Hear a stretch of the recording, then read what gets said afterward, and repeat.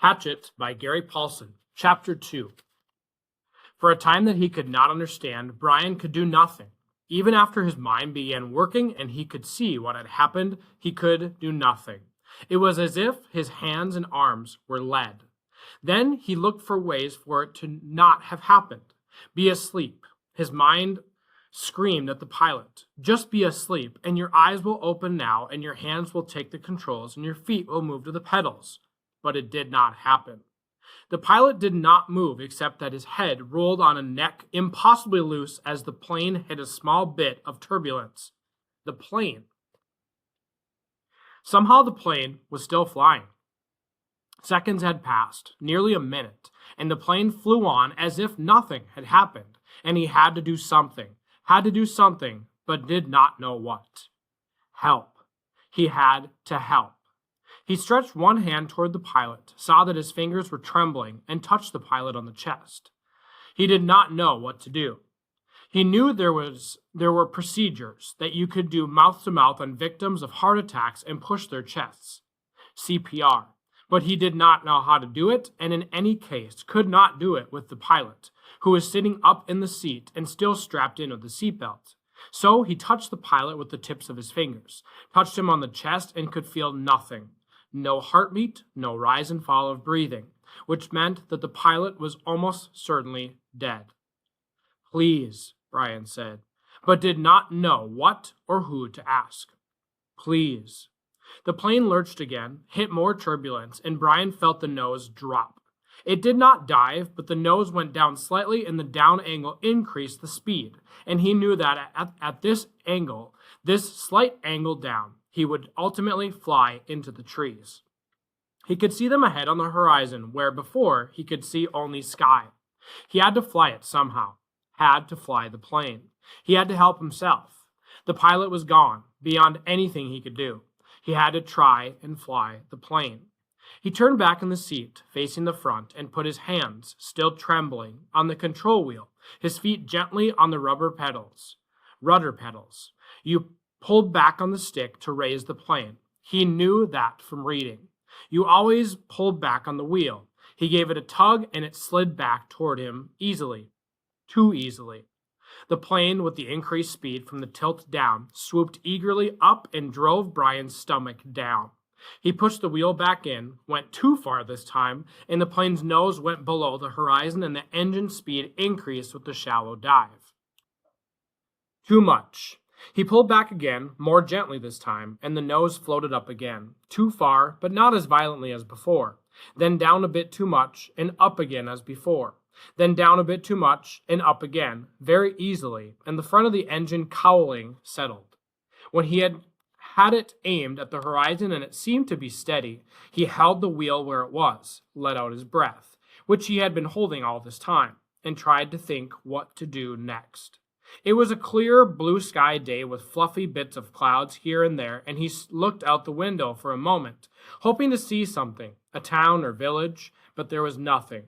Just the green of the trees, endless green, and lakes scattered more and more thickly as the plane flew. Where? He was flying but did not know where, had no idea where he was going. He looked at the dashboard of the plane, studied the dials, and hoped to get some help, hoped to find a compass. But it was all so confusing, a jumble of numbers and lights. One lighted display on the top center of the dashboard said the number 342. Another next to it said 22.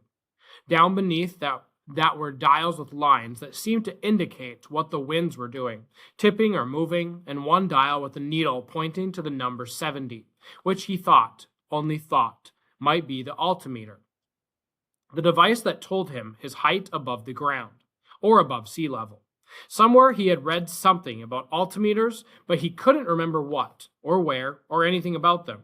Slightly to the left and below the altimeter, he saw a small rectangular panel with a lighted dial and two knobs. His eyes had passed it over 2 or 3 times before he saw what was written in tiny letters on top of the panel. Transmitter 221 was stamped in the metal, and it hit him, finally, that this was the radio. The radio. Of course, he had to use the radio. When the pilot had been hit that way, he couldn't bring himself to say that the pilot was dead, couldn't think of it. He had been trying to use the radio. Brian looked at the pilot. The headset was still on his head, turned sideways a bit from his jamming back into the seat, and the microphone switch was clipped into his belt. Brian had to get the headset from the pilot, had to reach over and get the headset from the pilot, or he would not be able to use the radio to call for help. He had to reach over. His hands began trembling again. He did not want to touch the pilot, did not want to reach for him, but he had to get the radio.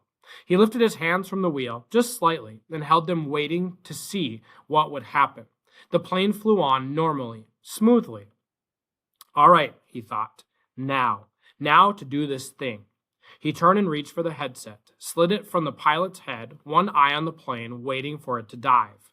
The headset came easily, but the microphone switch at the pilot's belt was jammed in, and he had to pull to get it loose.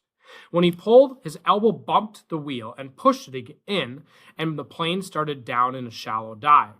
Brian grabbed the wheel and pulled it back too hard again, and the plane went through another series of stomach-wrenching swoops up and down before he could get it under control. When things had settled again, he pulled at the mic cord once more and at last jerked the cord free. It took him another second or two to place the headset on his own head and position the small microphone tube in front of his mouth. He had seen the pilot use it, had seen him depress the switch at his belt. So Brian pushed the switch in and blew into the mic. He heard the sound of his breath in the headset. Hello? Is there anybody listening on this? Hello? He repeated it 2 or 3 times and then waited, but heard nothing except his own breathing. Panic came then. He had been afraid, had been stopped with the terror of what was happening, but now panic came and he began to scream into the microphone, scream over and over. Help! Somebody help me! I'm in this plane and don't know. And he started crying with the screams, crying and slamming his hands against the wheel of the plane, causing it to jerk down, then back up. But again, he heard nothing but the sound of his own sobs in the microphone, his own screams mocking him, coming back into his ears. The microphone. Awareness cut into him. He had used a CB radio in his uncle's pickup once. You had to turn the mic switch off to hear anybody else. He reached to his belt and released the switch. For a second, all he heard was the whoosh of the empty airwaves. Then, through the noise and static, he heard a voice. Whoever is calling on this radio net, I repeat, release your mic switch. You are covering me. You are covering me. Over. It stopped and Brian hit his mic switch. I hear you. I hear you. This is me. He released the switch. Roger, I have you now. The voice was very faint and breaking up. Please state your difficulty and location and say over to signal end of transmission. Over. Please state my difficulty, Brian thought. God, my difficulty. I am in a plane with a pilot he can't fly, and I don't know how to fly. Help me, help. He turned his mic off without ending transmission properly. There was a moment's hesitation before the answer. Your signal is breaking up, and I lost most of it. Understand, pilot, you can't fly. Correct? Over. Brian could barely hear him now, heard mostly noise and static. That's right, I can't fly. The plane is flying now, but I don't know how much longer. Over. Lost signal. Your location, please. Flight number. Location. Ver. I don't know my flight number or location. I don't know anything. I told you that. Over. He waited now. Waited, but there was nothing. Once, for a second, he thought he heard a break in the noise, some part of a word, but it could have just been static. 2, 3 minutes, 10 minutes. The plane roared and Brian listened but heard no one. Then he hit the switch again. I do not know the flight number. My name is Brian Robeson, and we left Hampton, New York, headed for the Canadian oil fields to visit my father, and I do not know how to fly an airplane. And the pilot... He let go of the mic. His voice was starting to rattle, and he felt as if he might start screaming at any second. He took a deep breath. If there's anybody listening who can help me fly a plane, please answer. Again, he released the mic, but heard nothing but the hissing of noise in the headset. After half an hour of listening and repeating the cry for help, he tore the headset off in frustration and threw it on the floor. It all seemed so helpless. Hopeless. Even if he did get somebody, what could anybody do? Tell him to be careful? All so hopeless. He tried to figure out the dials again. He thought he might know which was speed. It was a lighted number that read 160, but he didn't know if that was actual miles an hour or kilometers, or if it just meant how fast the plane was moving through the air and not over the ground. He knew airspeed was different from ground speed, but not by how much. Parts of books he'd read about flying came to him: how wings worked, how their propeller pulled the plane through the sky. Simple things that wouldn't help him now. Nothing could help him now. An hour passed. He picked up the headset and tried again. It was, he knew, in the end all he had, but there was no answer. He felt like a prisoner, kept in a small cell that was hurtling through the sky at what he thought to be 160 miles an hour. Headed, he didn't know where, just headed somewhere until... There it was. Until what? Until he ran out of fuel? When the plane ran out of fuel, it would go down. Period. Or he could pull the throttle out and make it go down now. He had seen the pilot push the throttle in to increase speed. If he pulled the throttle back out, the engine would slow down and the plane would go down. Those were his choices. He could wait for the plane to run out of gas and fall, or he could push the throttle in and make it happen sooner. If he waited for the plane to run out of fuel, he would go farther, but he did not know which way he was moving. When the pilot had jerked, he had moved the plane, but Brian could not remember how much or if it had come back to its original course. Since he did not know the original course anyway and could only guess at which display might be the compass, the one reading 342, he did not know where he had been or where he was going, so it didn't make much difference if he went down now or waited. Everything in him rebelled against stopping the engine and falling now. He had a vague feeling that he was wrong and to keep heading as the plane was heading, a feeling that he might be going off in the wrong direction, but he could not bring himself to stop the engine and fall. Now he was safe, or safer than if he went down. The plane was flying, he was still breathing. When the engine stopped, he would go down. So he left the plane running, holding altitude, and kept trying the radio. He worked out a system. Every 10 minutes by the small clock built into the dashboard, he tried to radio with a simple message. I need help. Is there anybody listening to me?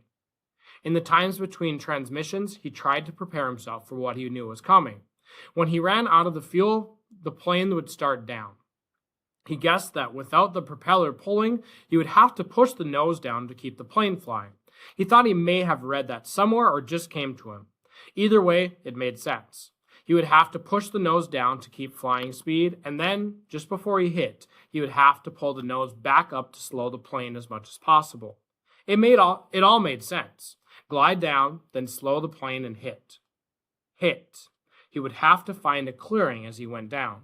The problem with that was that he hadn't seen one clearing since they'd started flying over the forest. Some swamps, but they had trees scattered through them. No roads, no trails, no clearings. Just the lakes, and it came to him that he would have to use a lake for landing. If he went down in the trees, he was certain to die. The trees would tear the plane to pieces as it went into them. He would have to come down in a lake. No, on the edge of a lake. He would have to come down near the edge of a lake and try to slow the plane as much as possible just before he hit the water. Easy to say, he thought. Hard to do. Easy to say. Easy say, hard do. Easy say, hard do. It became a chant that beat with the engine. Easy say, hard do. Impossible to do. He repeated the radio call 17 times at 10-minute intervals, working on what he would do between transmissions. Once more, he reached over to the pilot and touched him on the face, but the skin was cold, hard cold, death cold, and Brian turned back to the dashboard. He did what he could, tightened his seatbelt, positioned himself, rehearsed mentally again and again what his procedure should be. When the plane ran out of gas, he should hold the nose down and head for the nearest lake and try to fly the plane kind of onto the water. That's how he thought of it. Kind of fly the plane onto the water.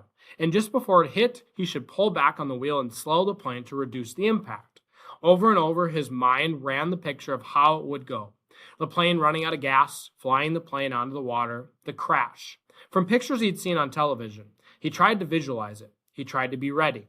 But between the 17th and 18th radio transmissions, without a warning, the engine coughed, roared violently for a second, and died. There was a sudden silence, cut only by the sound of the wind milling propeller and the wind past the cockpit. Brian pushed the nose of the plane down and threw up.